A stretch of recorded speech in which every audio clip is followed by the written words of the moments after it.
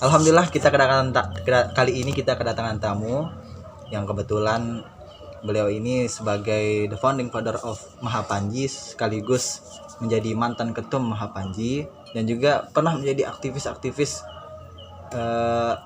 syariah.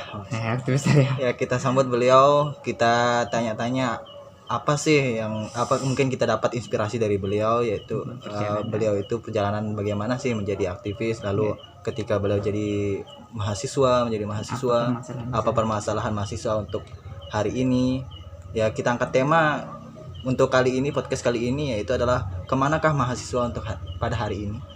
Yuk kita sambut yang meriah ya. Kita sambut yang meriah, Kanda Hatta SH Muhammad Kanda Muhammad Hatta.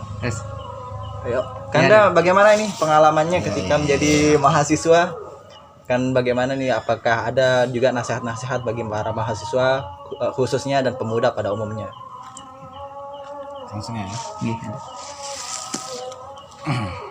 Cantik ya Kanda. Assalamualaikum warahmatullahi wabarakatuh. Waalaikumsalam warahmatullahi wabarakatuh. Tapi sebelum saya bercerita ke sana ya, iya, saya sangat bangga sekali dengan karya pemuda hari ini. Alhamdulillah.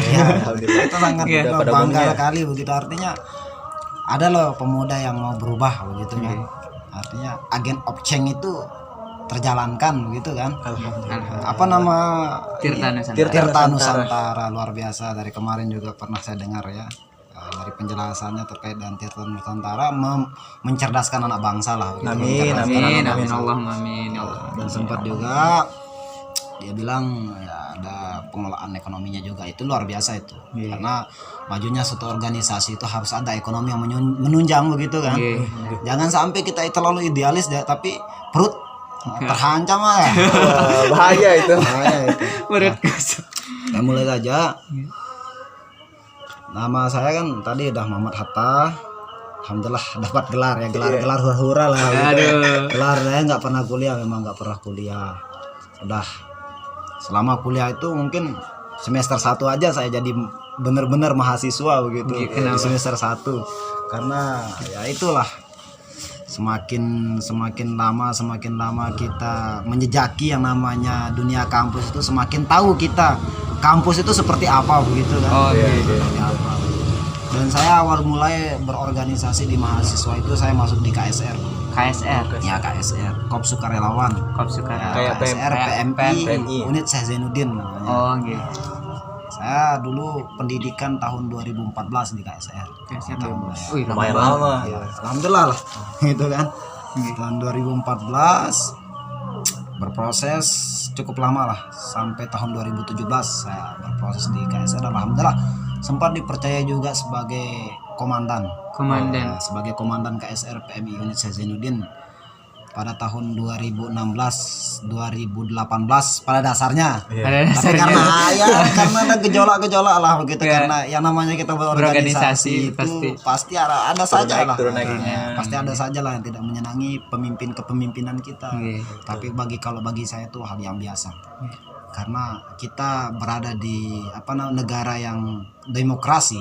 Ketika rakyat sudah tidak menginginkan pemimpin, ya harus ngapain lagi? Siapa yang kita pimpin begitu kan?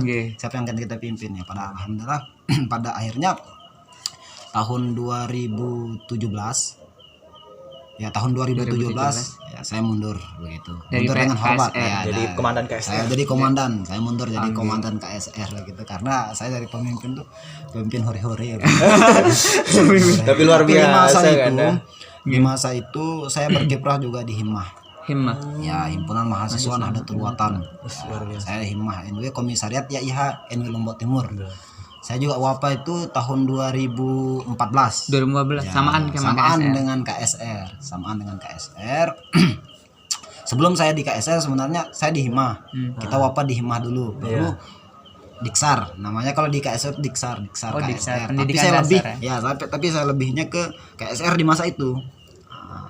Tapi karena gejolak yang kita lihat juga di Himmah di masa itu, di masa komisariat. Ya, di masa komisariat YIH itu ya namanya organisasi ya, pasti ada ya, adalah istilah-istilah itu yang namanya anget-angetin manet. Iya, kalau bahasa Lomboknya gitu kan. Nah, itulah organisasi itu di saat itu masih kita minim lah, krisis kader dulu. Memang kita nggak krisis kader di masa itu, tapi yang aktif.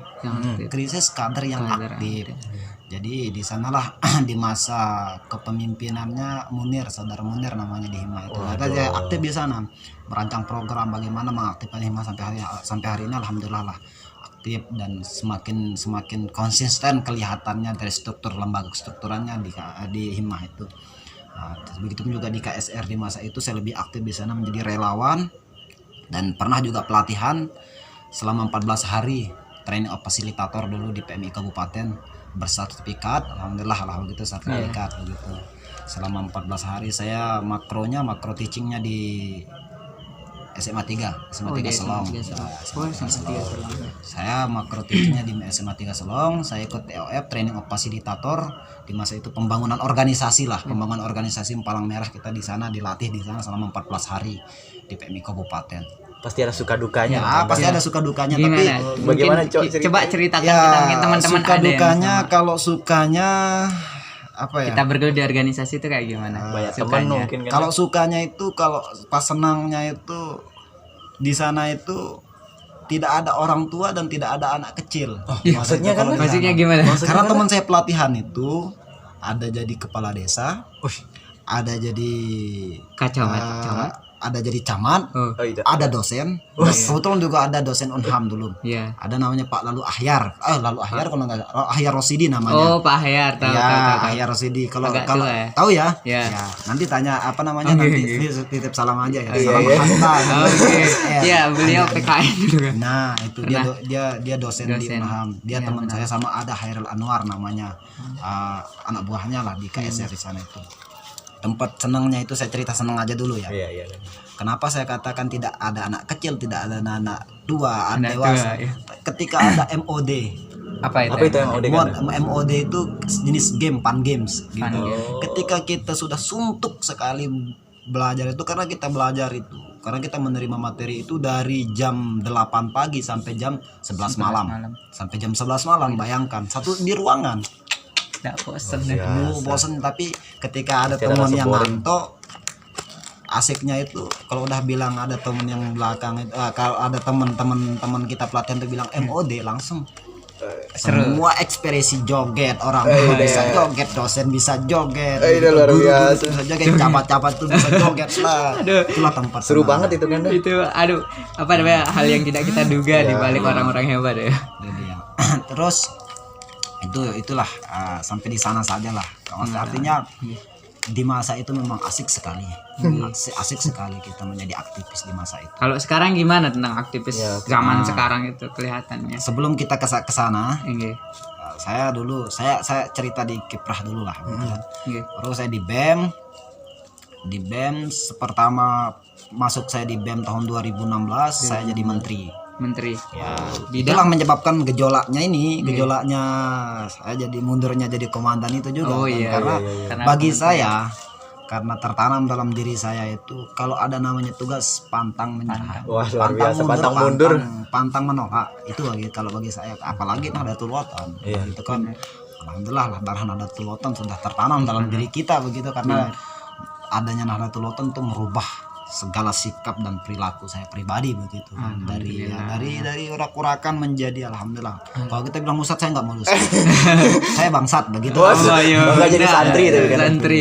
Bangga jadi santri. Bangga jadi santri. Oh iya, bangga jadi Nah, santri. saya bangsat, saya bangga jadi santri. Oh, betul sekali, hebat. Saya bangsat Nahdlatul Ulama, saya bangga jadi santri Nahdlatul Ulama. Itulah artinya bangsat. Iya. Tapi kalau orang nggak memahami itu nanti kan, kalau orang memahami Iya. nggak, kok dia bilang bangsat begitu. Tapi kan bangsat bangga menjadi santri. Jadi Nahdlatul klarifikasi Ulama. sekarang ya. Iya.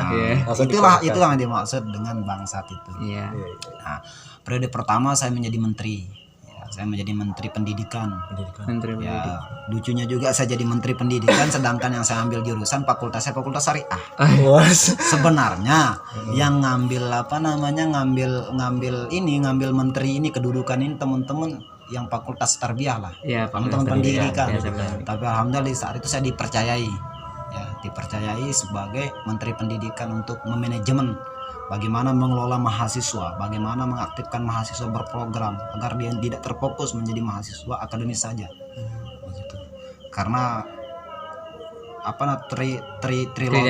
Tridharma perguruan tinggi itu harus terjalankan dengan program kita, yaitu pendidikan, pengabdian dan penelitian itu harus dia dapatkan itu. Ya kalau kita jadi mahasiswa itu harus perlu kayak begitu. Nah terus setelah itu periode kedua saya menjabat sebagai sekjen. Sekretaris Jenderal. Sekretaris Jenderal ya, Badan Eksekutif Mahasiswa Institut Agama Islam Hamzah Wali. Ya, saya sekjennya di institut lah, di universitas lah. Kalau universitas kampusnya, tapi kalau institut, kalau perguruan tinggi ya institut. Artinya sekjen yang di atas lah begitu kan, bukan di fakultas begitu. Setelah itu, di saat itu pun juga saya lagi merancang Mahapanji. Alhamdulillah kita dirikan organisasi yang bergerak di bidang lingkungan ya, seperti Mahapanji ini singkatan dari Mahapanji tersendiri, itu Mahasiswa Pecinta Alam Anjani. Mahasiswa Pecinta Alam Anjani. Tapi terbatas nggak Kanda mahasiswa untuk mahasiswa saja gitu? Iya memang terbatas, nggak bisa ya, namanya labelnya mahasiswa ya? Begitu kan, jadi nggak bisa. Nah, begitu nggak bisa anak siswa. Kalau siswa itu ada beda tingkatannya lagi, begitu kan, beda tingkatannya Sispala lah, siswa begitu kan, ada lah.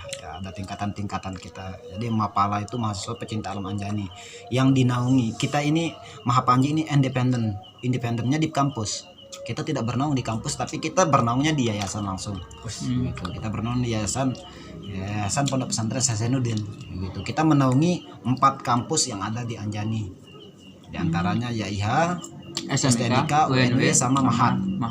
Karena Mahat itu sama dia levelnya dengan mahasiswa. Ya bahasa Arabnya mungkin tulab begitu kan, tapi pada dasarnya itu mahasiswa, namanya mahasiswa Darul Quran wal Hadis. Nah itu dia kiprah, alhamdulillah lah. Sempat juga kalau jadi panitia setiap event alhamdulillah sering. Dan terakhir jabatan kemarin itu memang jadi ketua umum sekaligus pendiri Mahapanji. Tapi sebelum itu saya pernah menjabat sebagai sekretaris jenderal Wanapala NTB. Ya, Wahana Pecinta Alam Nusa Tenggara Barat. Nah, Wanapala NTB ini adalah induk organisasi pecinta alam yang ada di Nusa Tenggara Barat. Nah, itu dia ya. Yaitu LSM. Dia menaungi semua organisasi pecinta alam di Nusa Tenggara Barat, baik itu Sispalanya, baik itu Mapalanya, KPA-nya, OPA. KPA itu kelompok pecinta alamnya, OPA-nya itu organisasi pecinta alamnya. Terus apa namanya? Ini lupa saya namanya itu. Pokoknya berbau pecinta alam, bawah naungan Wanapala NTB. Saya menjabat 2 tahun. Dari tahun 2017 sampai tahun 2019 kemarin, baru dimisioner kemarin gitu.